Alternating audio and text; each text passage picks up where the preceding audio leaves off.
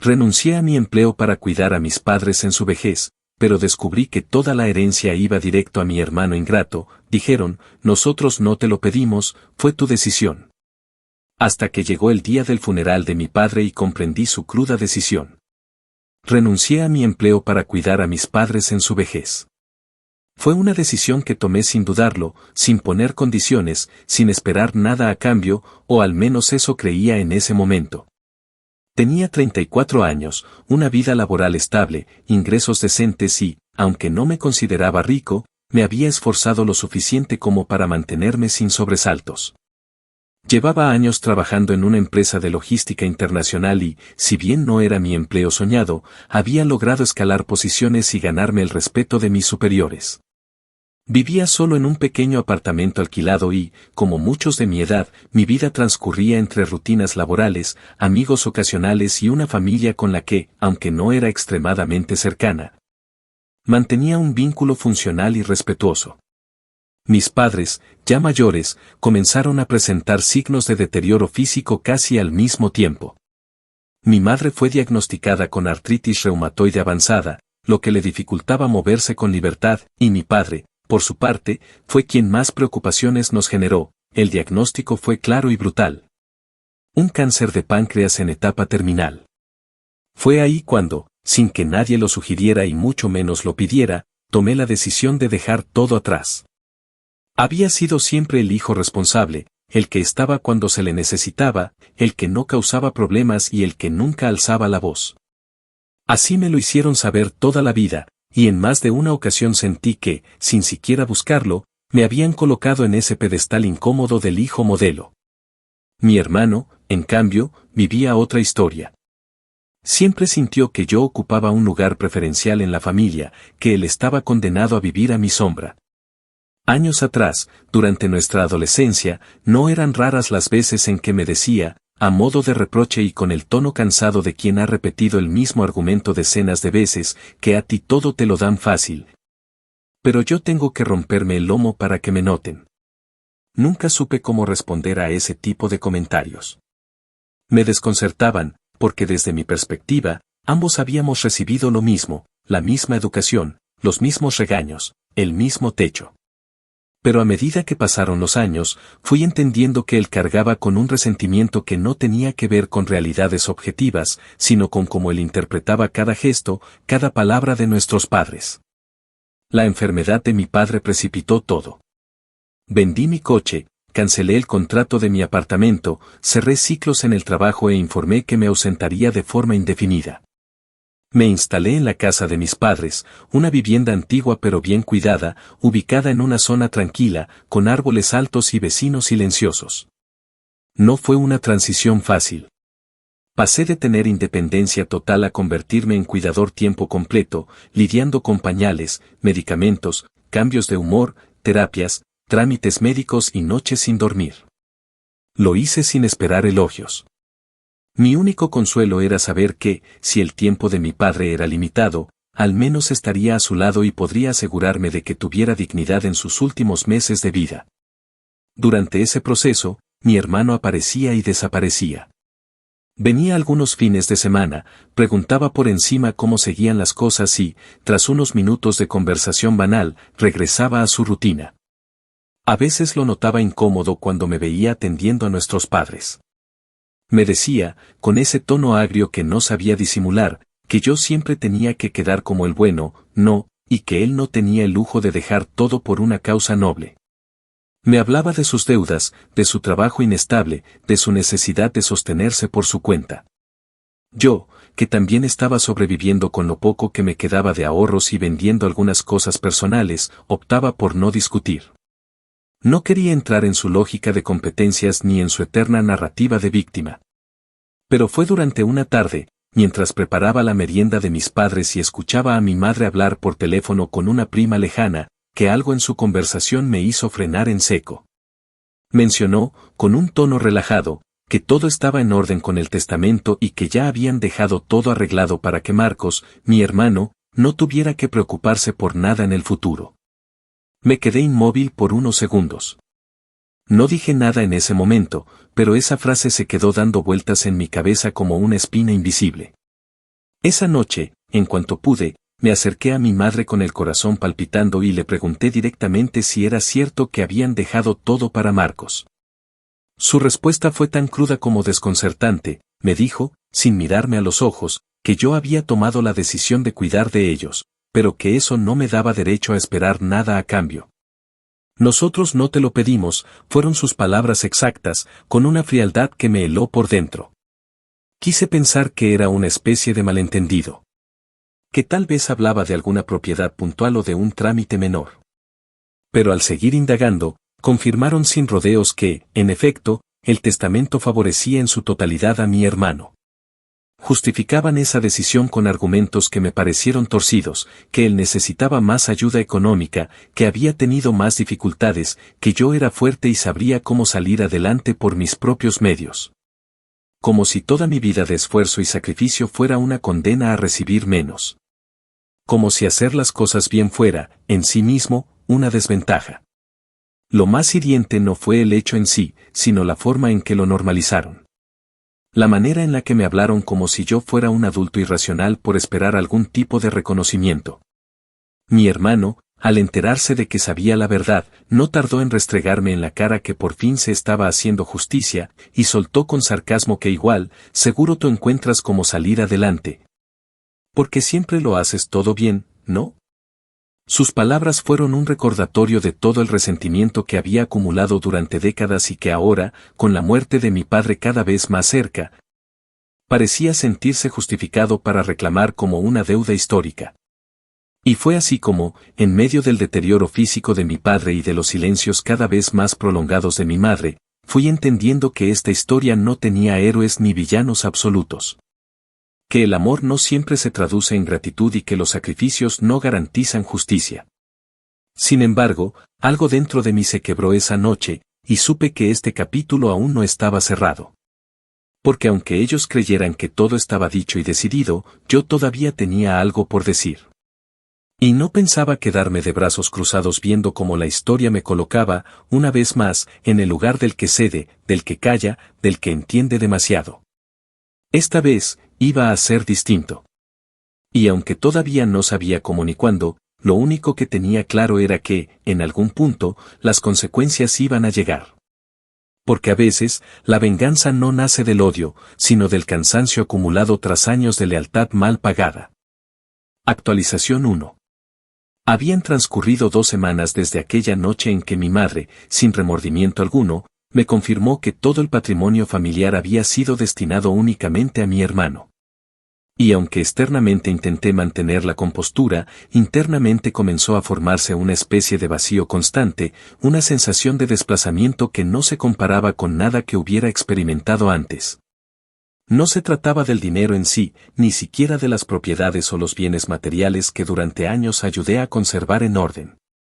Era el peso de una verdad más cruel, había dedicado mi tiempo, mi salud mental, mis recursos y hasta mi dignidad al cuidado de quienes, llegado el momento, decidieron que yo no era parte de la ecuación final. Los días se hacían cada vez más pesados. Mi padre, cuyo estado de salud había entrado ya en una fase prácticamente irreversible, apenas podía articular palabra alguna. Su cuerpo, cada vez más delgado, se aferraba a la vida con una mezcla de tosudez y fragilidad que me hacía imposible ignorar el paso del tiempo.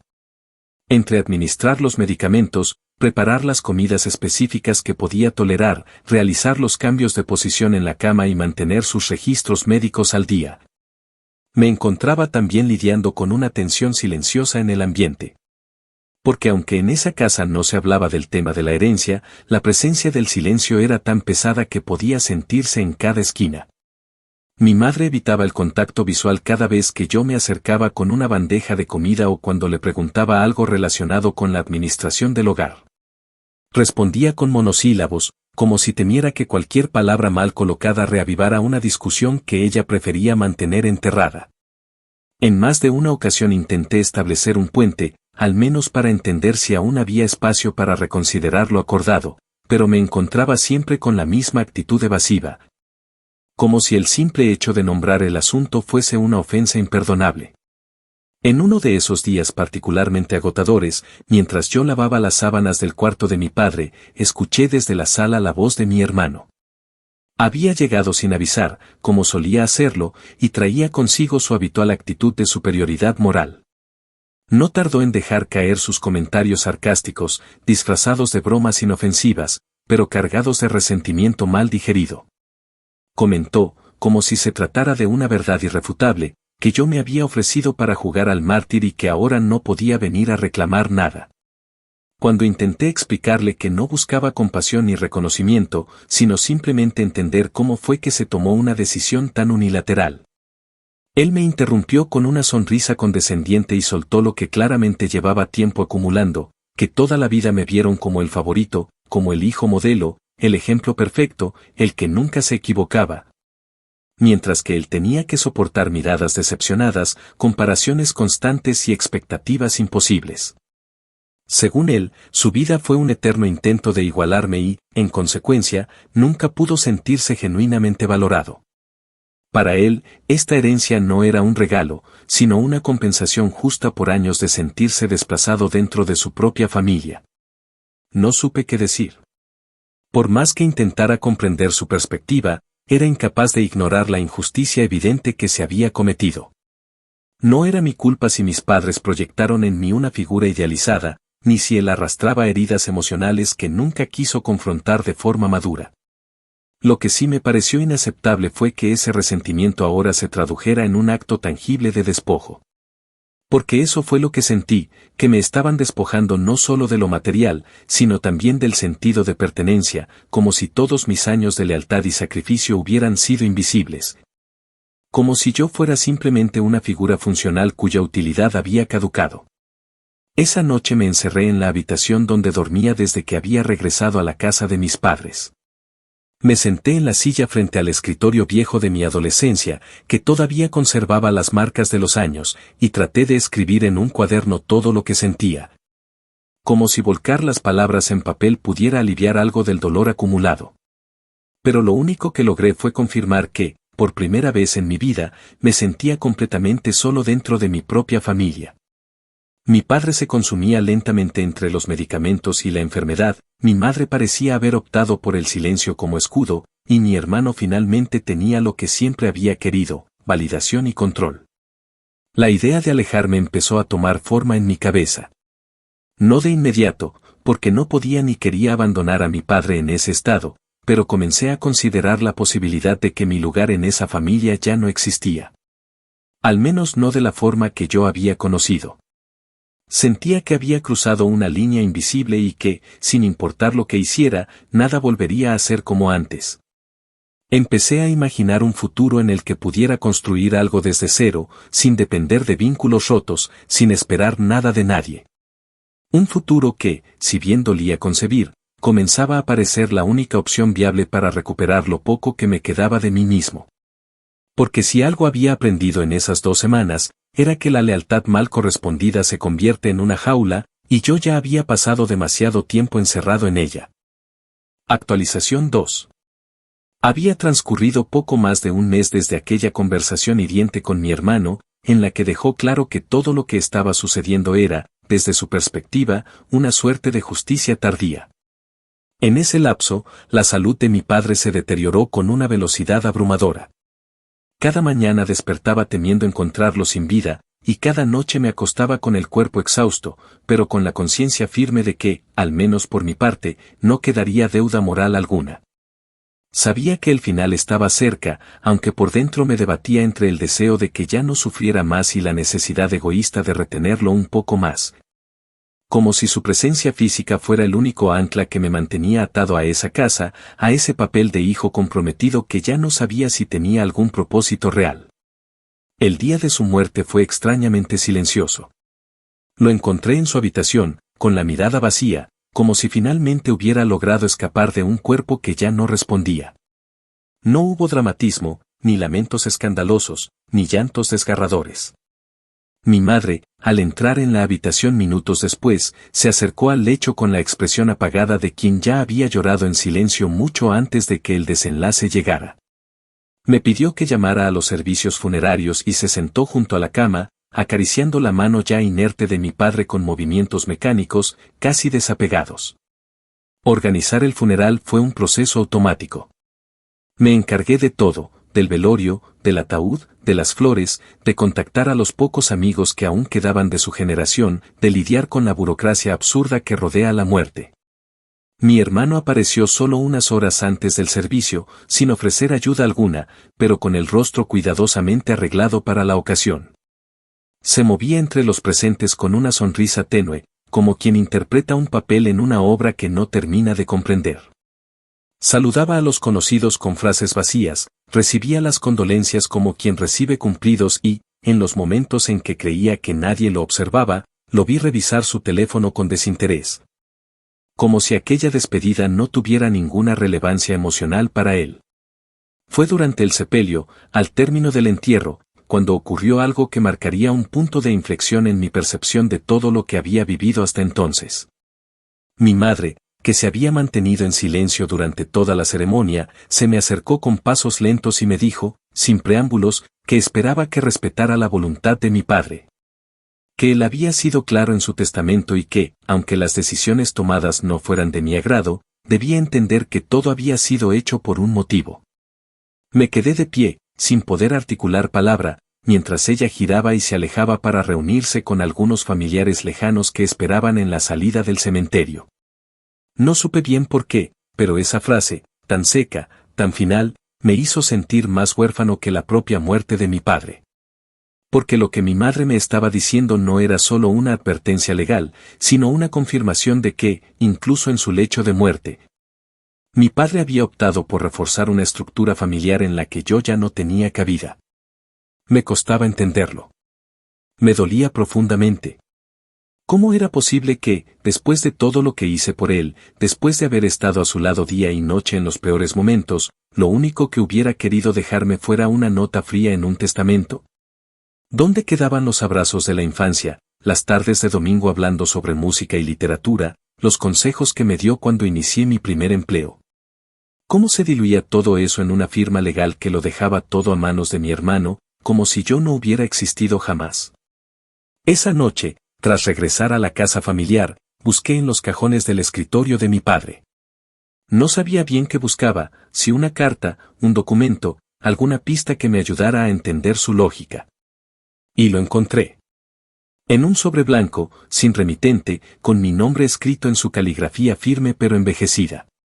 Dentro había una nota breve, escrita a mano, con palabras que nunca olvidaré. En ella, mi padre intentaba justificar su decisión, explicándome que siempre me consideró autosuficiente, que me veía como alguien fuerte, capaz de reconstruirse desde las cenizas si era necesario, y que, por el contrario, siempre sintió que mi hermano era frágil, inestable, incapaz de sostenerse por sí mismo. Decía que, al dejarle todo a él, no me estaba castigando, sino liberándome de la carga que representaría tener que rescatarlo una y otra vez. Que su decisión era una forma de protegerme del desgaste emocional, de la obligación perpetua de ser el salvavidas de un hermano que no sabía nadar solo. Al terminar de leer esa carta, no supe si romperla o guardarla.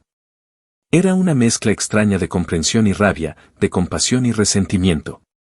Parte de mí entendía lo que mi padre había querido hacer, tal vez pensó que con esa decisión evitaría conflictos futuros, que me estaba dejando libre para vivir sin la sombra de la responsabilidad familiar.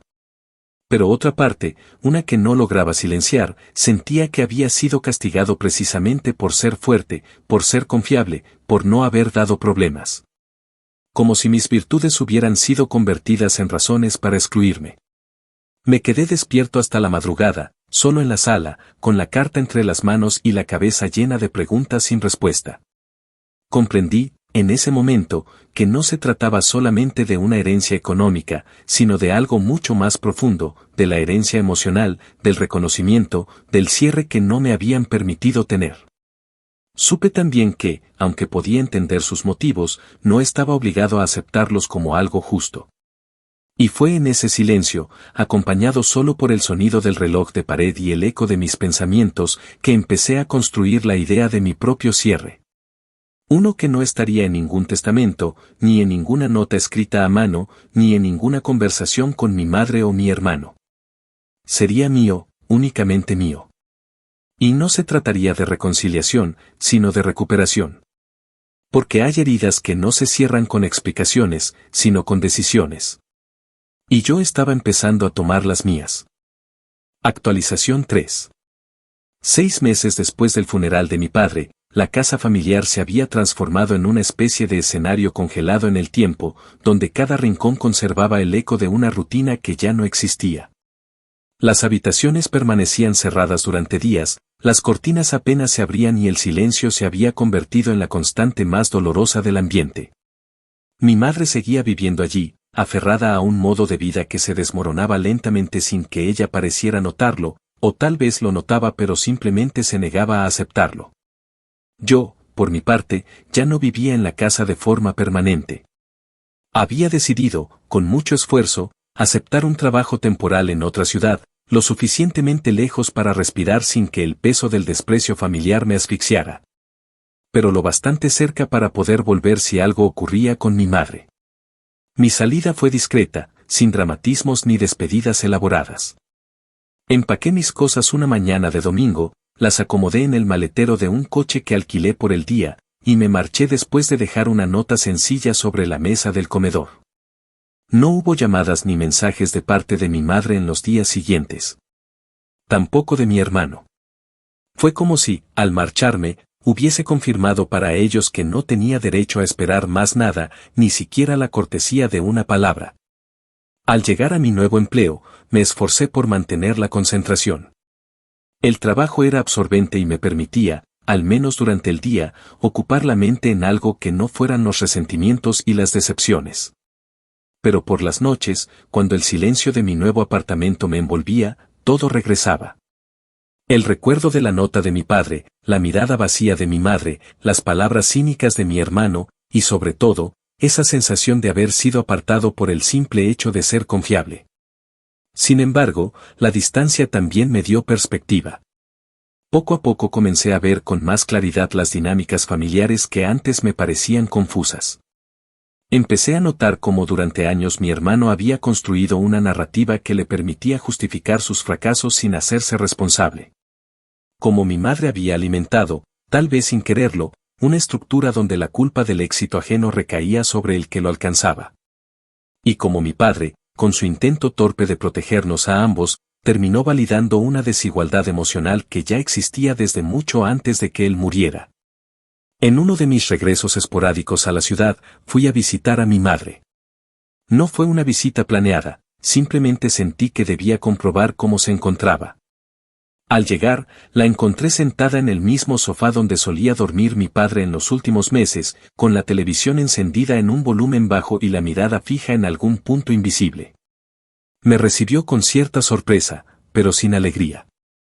Su tono fue neutro, casi burocrático, como si yo fuera un visitante ocasional y no su hijo.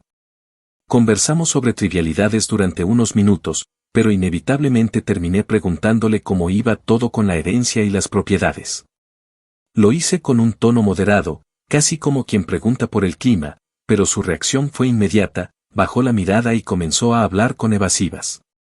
Fue ahí cuando me enteré, gracias a un desliz en sus palabras, de que mi hermano había comenzado a vender parte de las propiedades que había heredado. Ya no se trataba solo de un cambio de nombre en los papeles, sino de una liquidación sistemática de lo que durante décadas había representado el patrimonio familiar. Según me dijo, él argumentaba que necesitaba dinero líquido para invertir en un proyecto y que prefería no tener bienes estancados. En ese momento, una punzada de indignación me recorrió el cuerpo. Porque aunque ya no me importaba recuperar nada para mí, ver cómo mi hermano dilapidaba todo con la misma irresponsabilidad con la que siempre vivió me resultaba insoportable.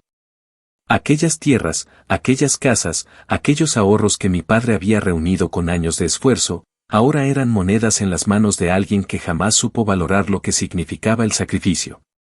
Traté de advertirle a mi madre.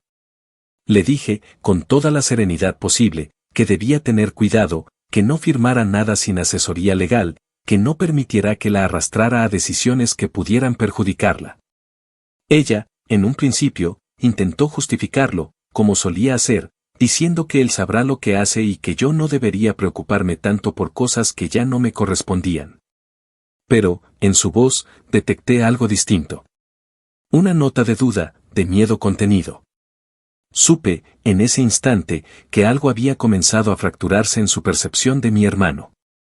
Que tal vez, solo tal vez, estaba empezando a ver lo que yo había visto desde siempre, que él no buscaba estabilidad ni redención, sino validación a través del poder, y que ahora que lo tenía en forma de propiedades y dinero, no iba a detenerse hasta que todo estuviera en ruinas. Esa noche, de vuelta en mi apartamento, comencé a imaginar cómo sería el final de esta historia.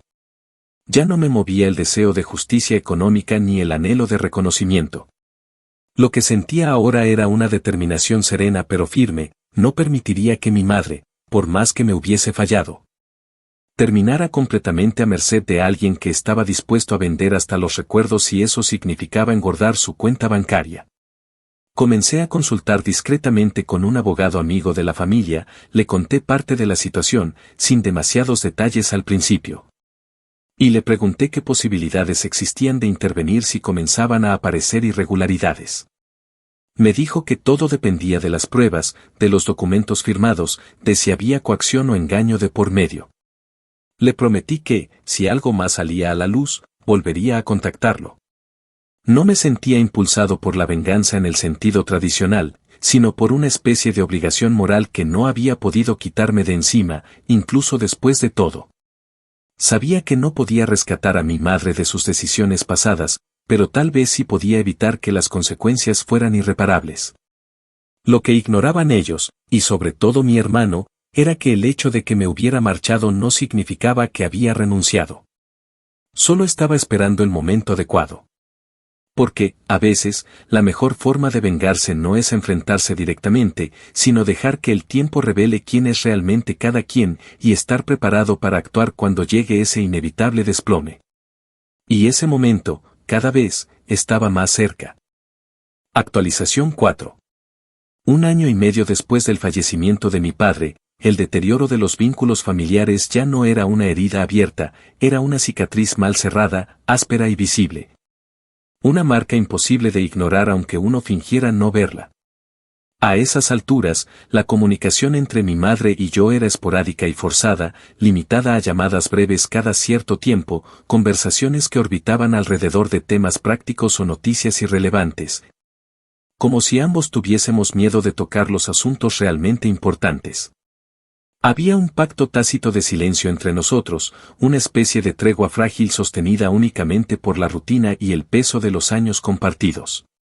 Sin embargo, bastó una sola llamada, una que llegó de improviso un martes por la tarde, para desmoronar todo ese equilibrio superficial. La voz de mi madre al otro lado del teléfono no era la de siempre. Había en su tono una mezcla de angustia, vergüenza y súplica que, de inmediato, me hizo saber que algo había sucedido. Me pidió que fuera a verla con urgencia, que no podía explicarlo por teléfono, pero que necesitaba que hablara con tu hermano porque las cosas se estaban saliendo de control. Esa fue su expresión exacta. Yo, que en ese momento estaba trabajando desde casa, suspendí todo sin pensar demasiado y conduje durante 3 horas hasta la ciudad en la que había crecido, atravesando los mismos paisajes de siempre.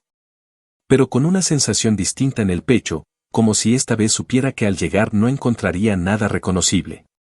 Apenas crucé la puerta, lo primero que noté fue el desorden. La casa, antaño impecable incluso en los peores días de enfermedad de mi padre, parecía ahora un espacio invadido por el descuido. Papeles amontonados sobre la mesa del comedor, sobres abiertos con facturas pendientes y un leve olor a encierro que me resultó ajeno. Mi madre me esperaba en la sala, sentada en el mismo sillón donde solía bordar durante las tardes, pero ahora con el rostro demacrado y las manos entrelazadas sobre el regazo como si se aferrara a sí misma. Me miró con una mezcla de alivio y culpa, y apenas me senté a su lado, comenzó a contarme lo que había estado ocultando durante meses. Mi hermano, según sus palabras, había estado administrando lo que quedaba del patrimonio familiar, lo cual ya era preocupante en sí mismo considerando su historial de decisiones impulsivas. Lo alarmante era que recientemente la había presionado para que firmara una serie de documentos que, supuestamente, estaban relacionados con una inversión inmobiliaria. Él le habló de un proyecto ambicioso, de beneficios a largo plazo, de retornos garantizados. Le dijo, incluso, que si todo salía bien, ella podría vivir sin preocupaciones por el resto de su vida.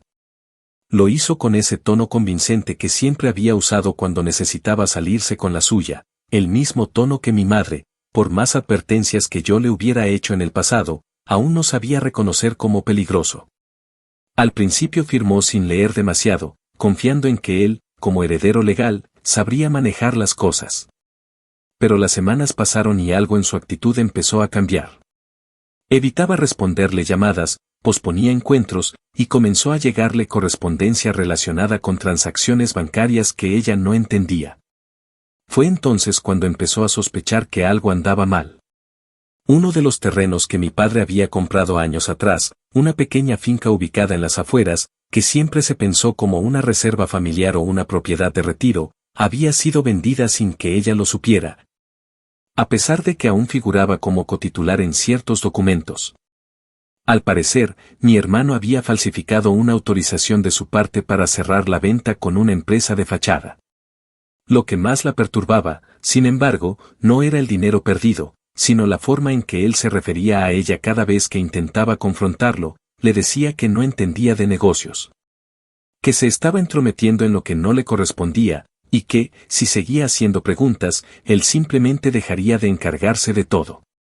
Mientras ella hablaba, yo sentía que cada palabra era como un ladrillo más sobre una estructura de decepción que llevaba años construyéndose. No me sorprendía lo que me decía, pero dolía igual. No porque no lo hubiera anticipado, sino porque confirmaba que, en su afán por proteger a quien siempre consideró el más frágil, había terminado criando a alguien que ahora no dudaba en manipularla con tal de asegurarse un estilo de vida que no estaba dispuesto a sostener con esfuerzo propio. Me preguntó, en voz baja y casi temblando, si yo podría hablar con él, como si creyera que aún existía una parte de ese vínculo fraternal que pudiera usarse como puente. No quise romperle el corazón en ese momento, así que solo asentí y le dije que intentaría encontrar una solución, aunque por dentro sabía que ese diálogo ya no era posible. Esa misma tarde, sin anunciarme, fui a la casa donde vivía mi hermano, un departamento nuevo en una zona céntrica, moderno, con fachada de lujo y portero electrónico. Golpeé la puerta varias veces hasta que apareció, visiblemente irritado, como si mi presencia fuera un inconveniente más en su apretada agenda de mentiras. Al verme, me preguntó en tono sarcástico si venía a hacerle otra escena dramática, y sin siquiera invitarme a pasar, me dijo que tenía cosas importantes que hacer. Le respondí con la mayor calma que pude reunir, que necesitábamos hablar sobre nuestra madre, sobre las propiedades, sobre los papeles que había firmado. No lo negaba, no se justificaba. Simplemente sonreía con desdén y me decía que no tenía que darme explicaciones, que él era el único heredero y que lo que hiciera con su herencia era problema suyo. Cuando le mencioné los documentos falsificados, la sonrisa desapareció por un instante, pero rápidamente cambió el tema, como si evadir la conversación pudiera disipar la gravedad del asunto. Volví a mi apartamento esa noche con una mezcla de impotencia y determinación. Era evidente que ya no se trataba de conflictos familiares ni de diferencias emocionales. Mi hermano había cruzado una línea legal y moral, y mi madre, aunque en parte responsable por haberlo respaldado ciegamente, estaba en peligro. Retomé contacto con el abogado que meses atrás me había orientado y le entregué toda la información que pude recolectar. Facturas, cartas, fotocopias de documentos, firmas sospechosas, y sobre todo, el testimonio directo de mi madre. Me dijo que, si todo era como parecía, había suficientes elementos para iniciar una denuncia por falsificación de documentos, fraude patrimonial y abuso de confianza. En algún lugar dentro de mí, todavía existía una parte que deseaba que todo esto pudiera resolverse sin llegar a ese punto. Pero al ver a mi madre derrotada, al recordar cada gesto de desprecio, cada decisión egoísta, cada palabra cargada de resentimiento que mi hermano había lanzado desde que supo que la herencia era suya, comprendí que no había otro camino. La venganza, si es que podía llamarse así, no sería un acto impulsivo ni emocional, sino una respuesta meticulosa, construida con la misma calma con la que él creyó que podía salirse con todo. No le iba a advertir nada. No iba a darle la oportunidad de cubrirse, de disfrazar sus actos, de redibujar los hechos. Solo iba a esperar. Actualización final. Habían transcurrido casi 2 años desde la muerte de mi padre cuando finalmente llegó el día en que todo se derrumbó. No fue repentino, no hubo un estallido súbito ni una escena melodramática digna de una película. Lo que ocurrió fue, más bien, el resultado de una acumulación lenta pero constante de pequeñas decisiones, de actos mezquinos disfrazados de astucia, de una arrogancia sostenida por la falsa certeza de impunidad. Mi hermano, convencido de que podía manipular a nuestra madre a su antojo, de que podía apropiarse de lo que no le pertenecía con el aval de un testamento construido sobre omisiones y favoritismos. Había tejido una red demasiado endeble para soportar el peso de sus propias mentiras. Todo comenzó a desmoronarse cuando uno de los compradores de las propiedades que él había vendido, más específicamente, de la finca ubicada en las afueras, decidió presentar una denuncia ante notaría tras detectar irregularidades en los documentos. Se trataba de una familia que había adquirido el terreno con la intención de construir una pequeña granja ecológica, pero al momento de iniciar los trámites formales, se encontraron con que los títulos estaban firmados por alguien que no figuraba legalmente como representante único del bien. En pocas palabras, mi hermano había presentado documentos que incluían la firma de mi madre, cuando en realidad ella jamás había autorizado esa venta. Fue una acción tan descaradamente torpe como peligrosa, y esa negligencia fue el punto de entrada que permitió que todo lo demás saliera a la luz. Fui notificado por el abogado casi al mismo tiempo que mi madre fue llamada a declarar. La policía ya había iniciado una investigación formal por falsificación de documentos y fraude agravado, y aunque mi madre al principio intentó proteger a su hijo, la presión de las pruebas y el miedo de terminar involucrada en algo aún más grave la obligaron a decir la verdad. Durante su declaración, confesó que muchas veces firmó papeles sin leer, pero que en otras ocasiones él simplemente le entregaba hojas ya firmadas con su rúbrica falsificada, asegurándole que solo se trataba de gestiones internas. Admitió que confió ciegamente, que prefirió no hacer preguntas y que nunca creyó que su propio hijo fuera capaz de engañarla de esa forma. La noticia del arresto preventivo de mi hermano me llegó una mañana, mientras tomaba café frente a la ventana de mi apartamento. Recuerdo que el cielo estaba nublado, y que una ligera llovizna cubría las calles con ese velo opaco que siempre me pareció melancólico. El abogado me escribió un mensaje breve, casi clínico, diciendo que lo habían detenido en su domicilio y que en el registro encontraron documentos falsos. Contratos con firmas visiblemente alteradas y registros bancarios que mostraban transferencias irregulares desde las cuentas de mi madre hacia una serie de empresas sin actividad real. Supe entonces que había llegado el momento. No porque yo lo hubiera planeado con esa precisión, sino porque, como sucede con las estructuras podridas, basta un mínimo movimiento para que se colapsen sobre sí mismas. En los días siguientes, la casa de mi madre se convirtió en un lugar de murmullos. Parientes que llevaban años sin aparecer comenzaron a llamar, algunos para ofrecer palabras de apoyo, otros para indagar con tono disfrazado de preocupación. Yo asistí a cada citación, estuve presente en cada paso del proceso, no por sed de protagonismo, sino porque sabía que había llegado el momento de no dar un paso atrás. Me aseguré de que mi madre contara con la representación adecuada para no verse afectada legalmente, pero también dejé claro que no me prestaría para encubrir nada ni para salvar la imagen de nadie. Lo hice con respeto, pero con la firmeza de quien ya no tolera las medias verdades ni las complicidades veladas. Durante su primera audiencia, mi hermano apenas pudo mirarme. Estaba esposado, con la mirada perdida, desprovisto del aire de superioridad con el que siempre se había movido.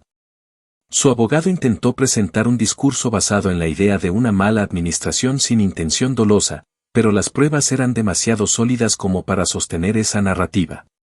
Yo no pronuncié palabra durante ese encuentro, no hubo intercambio de miradas ni gesto alguno.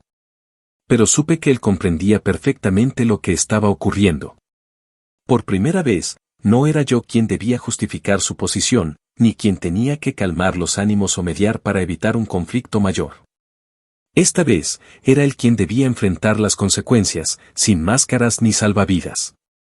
Mi madre, devastada, pasó semanas sumida en un mutismo que solo interrumpía para preguntar detalles del proceso.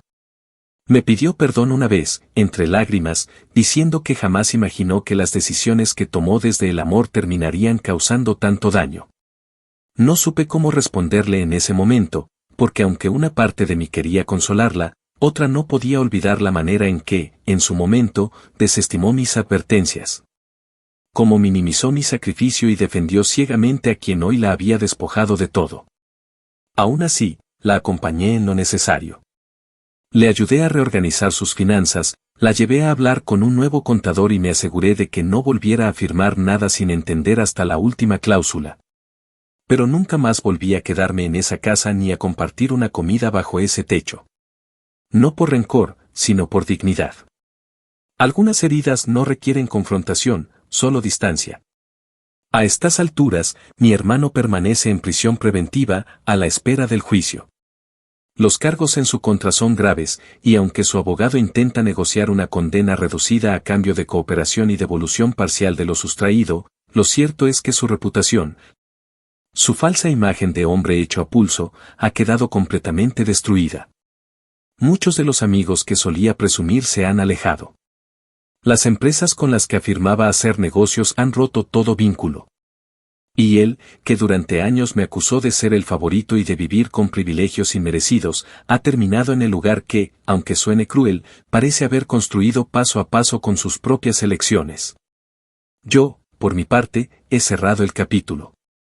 No sin dolor, no sin cicatrices, pero con la certeza de que hice lo correcto. Nunca busqué venganza en el sentido más crudo, pero sí anhelé, durante mucho tiempo, una forma de justicia. Y aunque esta justicia haya llegado por los cauces legales y no como una revancha emocional, su efecto ha sido igual de poderoso. Me permitió recuperar algo que creía perdido, el derecho a poner límites, a decir basta, a dejar de cargar con culpas ajenas. Hoy vivo lejos de todo eso. Conservo la carta de mi padre, no como un recordatorio de su error, sino como un símbolo de que incluso las personas que amamos pueden equivocarse profundamente. A veces, comprender eso es el primer paso para sanar. Pero lo que nunca volveré a hacer es sacrificar mi paz por vínculos que no me ofrecen reciprocidad. A veces, uno tiene que alejarse para reencontrarse. Y cuando la justicia hace su parte, el silencio que queda no es vacío, es paz. Una paz que, después de todo, me gané con cada noche de desvelo, con cada acto de lealtad ignorado, y con cada vez que elegí quedarme cuando todos los demás ya me habían soltado.